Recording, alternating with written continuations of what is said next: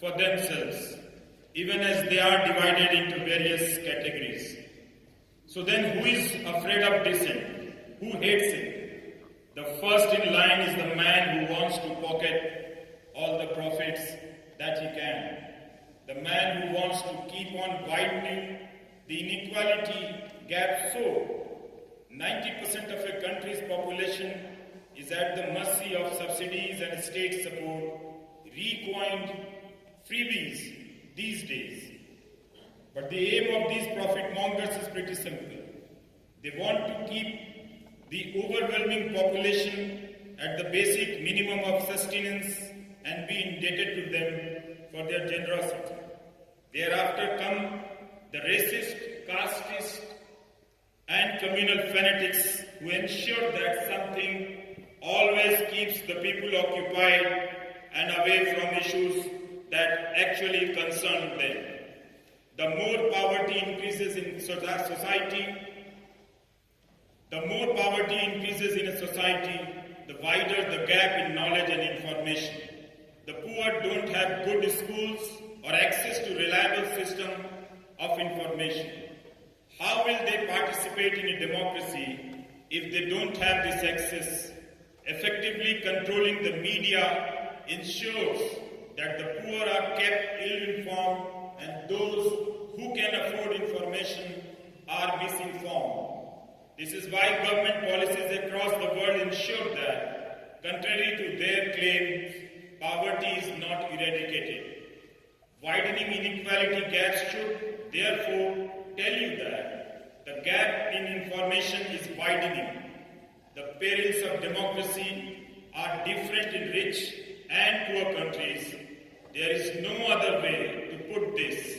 The poor are never treated as equal participants in a democracy, and there is only one way to ensure that this does not happen, by guaranteeing that alongside fair opportunities, access to information is affordable and reliable for all. Independent across the world, democracy is weakening. It has survived only for those who are in power and for their supporters. No more does it exist for those who are critical of authority. The job of journalists have thus become very challenging. The road to good journalism now passes through the valley of the shadow of the jail. Many journalists in India have had to serve jail time or have been booked in various cases. When Kashmir-based photojournalist Sana Irshad Mattu won the Pulitzer, she was not allowed to fly out of the country to receive it. No message of condolence was delivered by the state head when Danish Siddiqui, who had been vocal against COVID mismanagement by the government, was killed while being on assignment in Afghanistan. The late Pawan Jaiswal reported how a village school in the state of Uttar Pradesh in India was handing out salt and bread to the children as part of a flagship meal at school government program.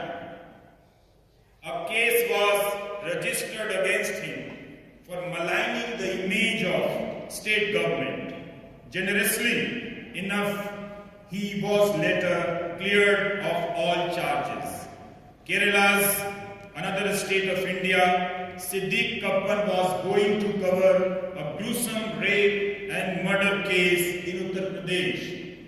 When he was arrested en route, falsely accused of disrupting communal harmony, of being anti-state and money laundering, he spent 28 months in jail before the Supreme Court of India granted him bail, saying that raising one's voice for justice is no crime and that every person has the right to free expression. The press has played an integral role in shaping Indian democracy and in fighting for this freedom of expression. And today, the Indian press indeed has complete freedom. Today, it has the freedom of destroying democracy, of attacking the ideals of equality, of maligning love by spreading hatred, lies, and strangling the voice of opposition and protest. Our media today calls protesting farmers terrorists and critical voices an anti-national gang. It has no value for those constitutional values which have enabled its freedom of speech. World over, we are witnessing a very shrewd and deliberate criminalization of the media space. The media is willing to spew hate and bigotry at the beckoning of whoever is its political master. If the business fraternity indeed cares for democracy and its values, it has to seriously engage with what the media and its so-called tycoons are doing to democracy across nations. Imagine this. Users on Indian social media platforms ask whether we are witnessing criminals turn into journalists or if journalists are the criminals today. Given how they provoke one community against the other, recently the owner of a news channel took an oath in front of the Prime Minister of India, promising that his channel will work to fulfill the PM's vision. So you see, information in the media ecosystem does not flow in the form of questions anymore, but in form of commands. The lines between party cadre and a journalist are blurred.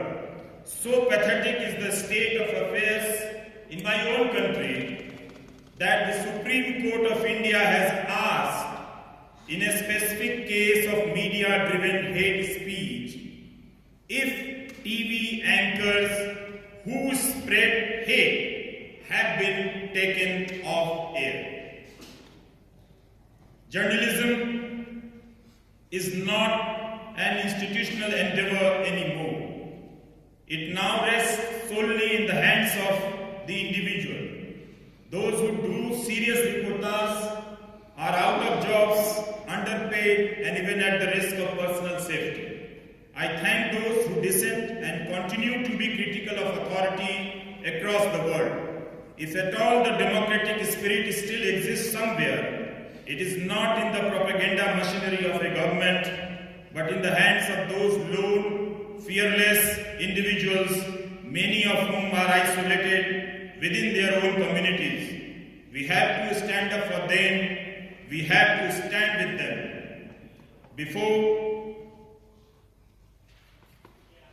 I think Jennifer will agree with me when I say that this honorary title is not a recognition of our work, but of many other journalists who do brilliant work, with far less resources and under far greater risk. It also acknowledges our audiences who have supported journalists like me and many others.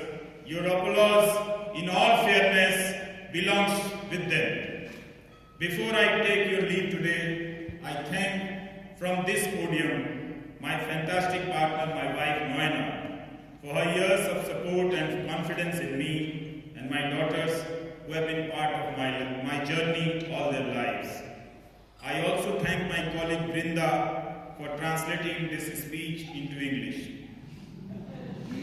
As I speak before you today, I think of my dear mother, Ma, who had been battling for her life the last few weeks and passed away last night. It feels strange to be making this speech today, knowing that she is not sharing this world with me anymore. My mother was a good woman, a very brave woman. I believe she passed on some of her strength to me too, as only a mother could have. My siblings and I grew up watching a woman whose commitment and patience was unmatched. It is probably because of her that Back home, we never call the mother by her name. Today, I want to take her name in your presence as I receive this honor. My mother, Yashoda.